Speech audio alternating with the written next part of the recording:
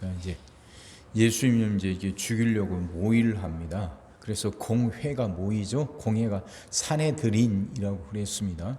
이제 공회에서 모여서 이게 논의하는데 이들이 그 논의한 목적이 그거예요. 지금 이스라엘은 노마의 식민지입니다.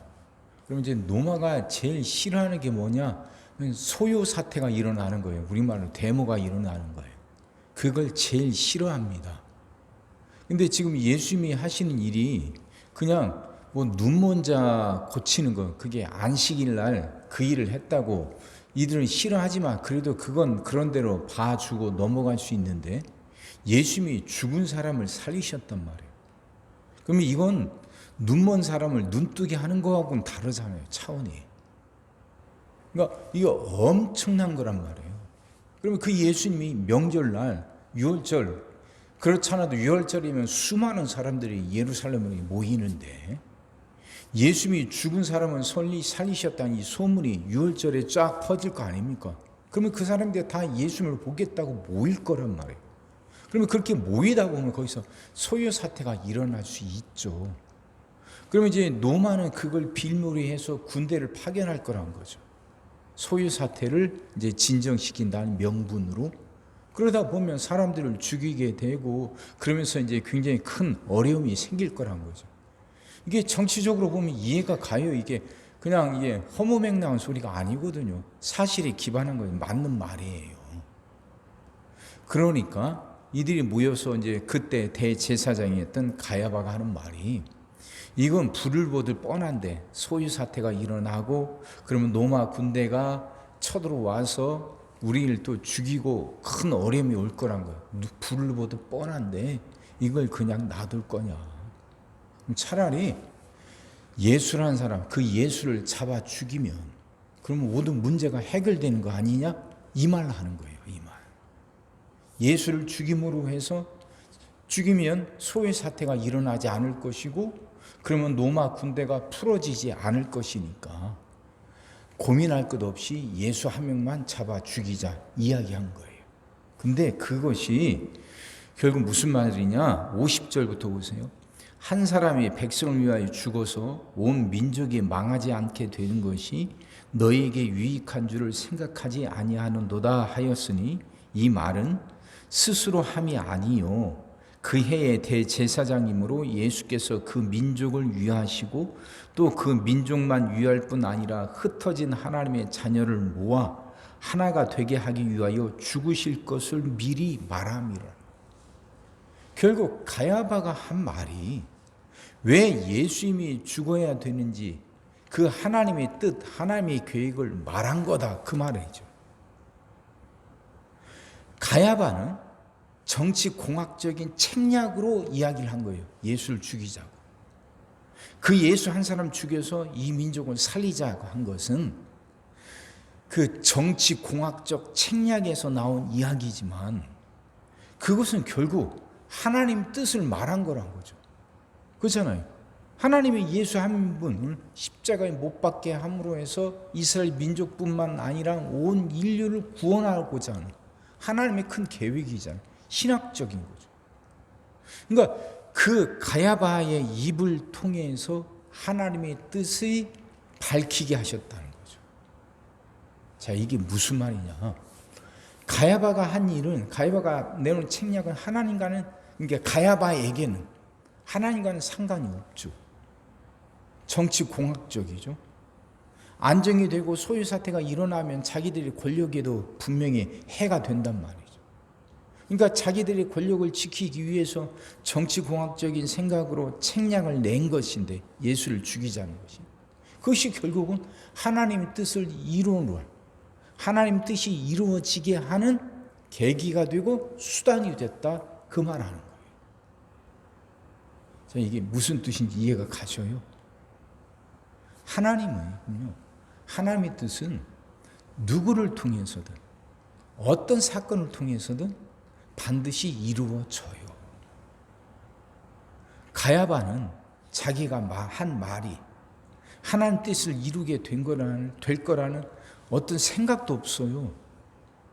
아예 그런 생각도 없고 단지 자신들의 권력을 유지하기 위한 생각뿐이에요. 근데 그 생각에서 한 이야기인데 그것이 결국은 하나님의 뜻을 드러나게 하는 거예요. 예수님이 십자가에 못 박음으로 해서 온 인류를 구원하시려고 하는 하나님의 뜻을 드러낸 것이 되었다는 거예요.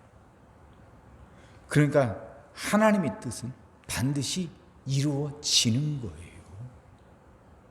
가야바는 하나님과 대적하는 사람이잖아요. 그래서 예수를 죽이는 거잖아요.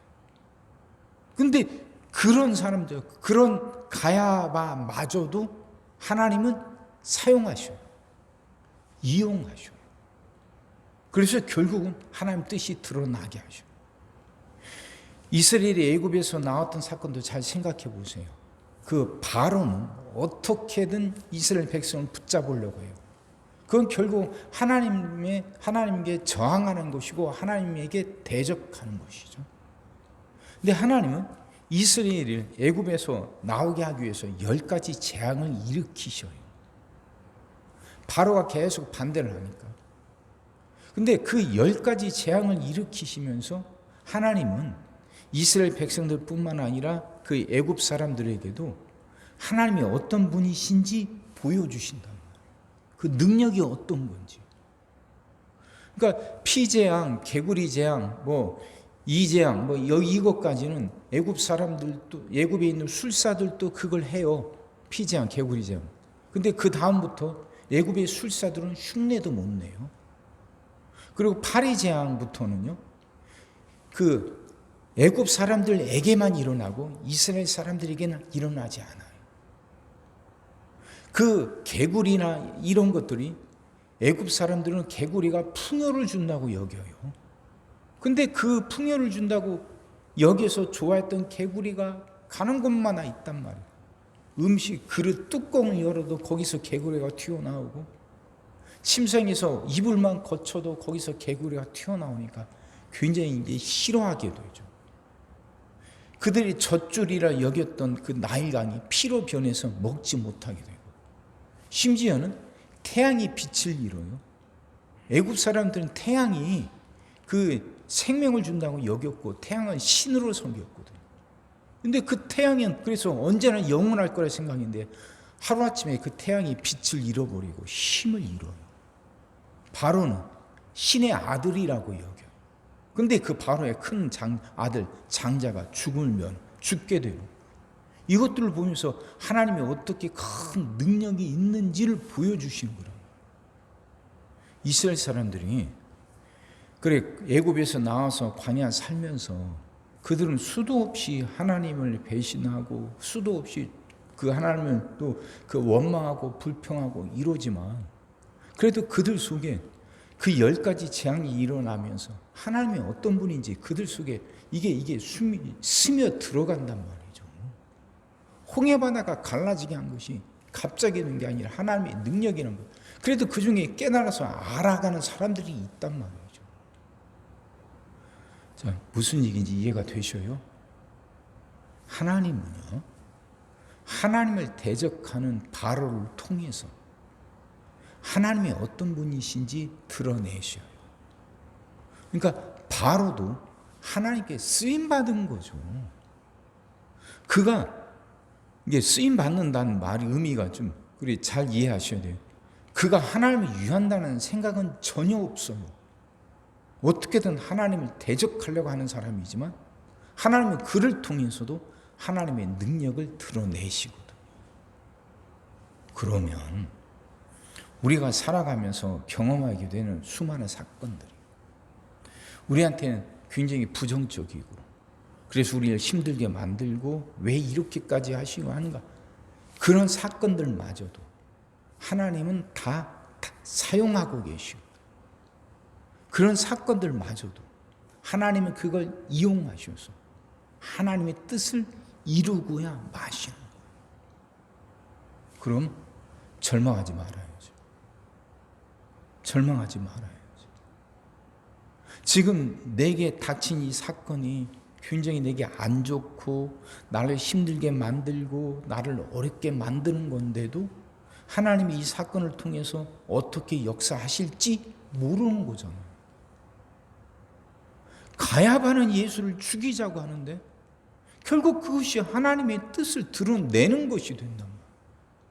그렇다면 내가 살아가면서 당하게 되는 많은 사건들, 그 사건을 가지고 하나님이 어떻게 이용하실지, 그 사건을 통해서 하나님이 무슨 일을 하실지 우리는 모르잖아요. 그럼 절망할 수 없잖아요. 원망할 수 없잖아요. 지금이야 나한테 굉장히 부정적이고 안 좋게 여겨지지만 좀만 지나면 하나님 이걸 통해 어떻게 역사하실지 모르는데, 그 생각을 갖고 있는 사람이 지금 당장 힘들다고 어렵다고 어떻게 원망하고 불평할 수 있느냐, 그 말이죠. 하나님은 모든 것을 합력해서 선을 이루셔요. 지금 내게 닥친 이 일도, 어려운 일도, 힘든 일도 이걸 통해서 반드시 선을 이루고야 마실 거예요. 그럼 원망하지 말고 불평하지 말고 기도하면서 기다립시다. 기도하면서 기다리자. 반드시 선을 이루고야 마실 거니까. 반드시 나를 복된 길로 인도하실 거니까. 기도하면서 기다리는 거죠. 말씀이 여러분들에게 은혜가 되고 힘이 되기를 주의 이름으로 축원합니다. 기도하겠습니다. 사랑의 주님, 말씀이 이해가 되게 하시고 깨달아지게 하시고 은혜가 되게 하여 주옵소서. 하나님은 악한 가야바를 통해서도 역사하시고 하나님은 악한 바로를 통해서도 역사하십니다. 하나님 이걸 분명히 깨닫게 하여 주옵소서. 그런 하나님이라면 내 삶 속에서 일어나는 그 어떤 사건도 굉장히 힘들고 나를 고통스럽게 하는 사건일지라도 하나님 그걸 통해서도 얼마든지 하나님 뜻을 이루신다는 거예요. 하나님 이걸 깨닫게 하여 주옵시고 이 생각을 가슴에 품고 살아가게 하여 주옵소서. 그래서 어떤 상황에서도 원망하거나 불평하거나 절망하지 않게 하여 주시옵시고 이 사건을 통해서 하나님이 어떻게 하나님 뜻을 이루어 가실지 기대를 품고 기도하며 기다릴 수 있게 하여 주옵소서. 주여 그 믿음을 주시옵소서. 기다릴 수 있는 믿음을 주시옵시고 끝까지 기다려 하나님이 주시는 그 은혜를 받아 누리며 살아가는 우리들 되게 하여 주옵소서. 말씀이 우리 생각을 바꿔놓게 하시고 생각이 바뀜을 통해서 삶이 변화되게 하여 주시옵소서. 오늘도 우리 모든 성도들 위해 기도합니다.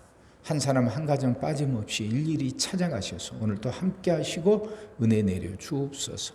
가정들이 다 평안하게 하시고 식구들이 다 건강하게 하시며 생업이 다 형통하게 하시고 문제들이 다 해결받게 하여 주옵소서.